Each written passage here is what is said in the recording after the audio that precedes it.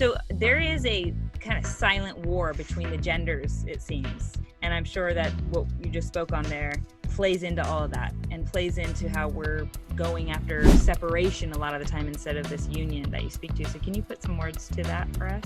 The war between the genders? Yeah.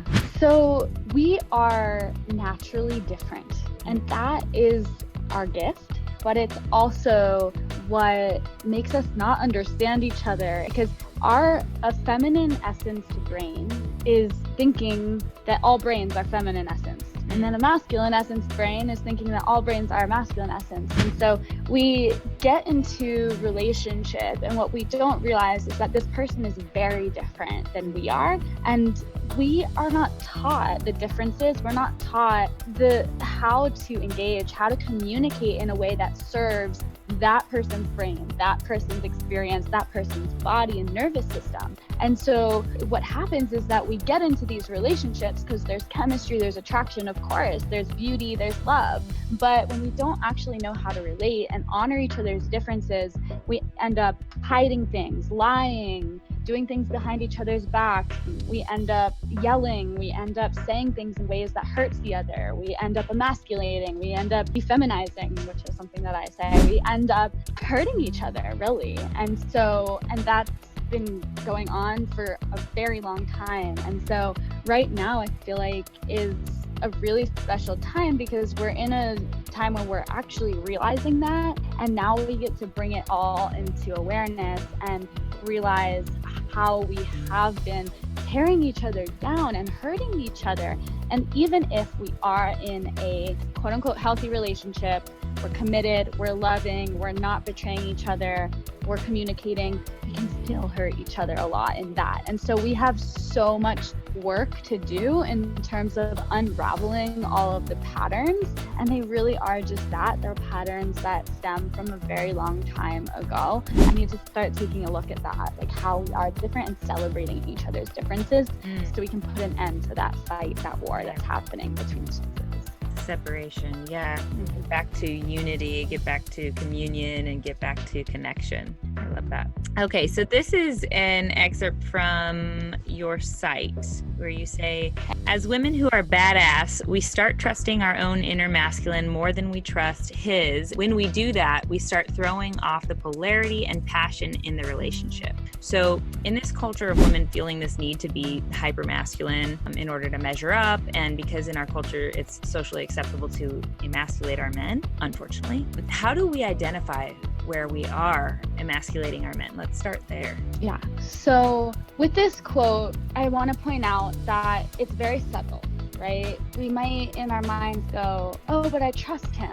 But the thing is that if we're really good at getting our work done, if we're really good at showing up on time for the podcast, if we're really good at organizing our work day and doing all these things, we automatically are building a lot of trust with our inner masculine. We're really saying, like, I can show up, I can get things done, I can make money, I can do all these things, which are all very masculine energetics. So when in relationship to a man, it's important to take a look at if that part of us is overpowering his, because the masculine in relationship is leadership, right? It's a lot about being able, and the feminine is being able to be led, being able to receive, being able to follow and to be guided. And so a really simple example is if you as the woman are always choosing where you go on a date, for example, like you don't allow him to choose. Maybe you trust that you'll choose the better restaurant. Maybe you trust that you'll get there on time. Maybe you'll trust, right? You start trusting your own mind and your own direction more than his. And when you do this, it automatically puts him into more of his feminine, because again, this is the polarity. And so if we want amazing sex, we want amazing polarity as well. It doesn't matter if we're talking about a male-female relationship, or it doesn't matter what gender you are, but we do want that polarity in masculine and feminine to have that deep passion, that dynamic passion between the two poles. So yeah, so in terms of really those emasculation patterns, we want to look at how we are unconsciously leading and not letting him lead. Right. And then we want to soften and surrender into our feminine and be able to be led. That's one way. We want to look at any ways that we are criticizing him. And this can be really subtle.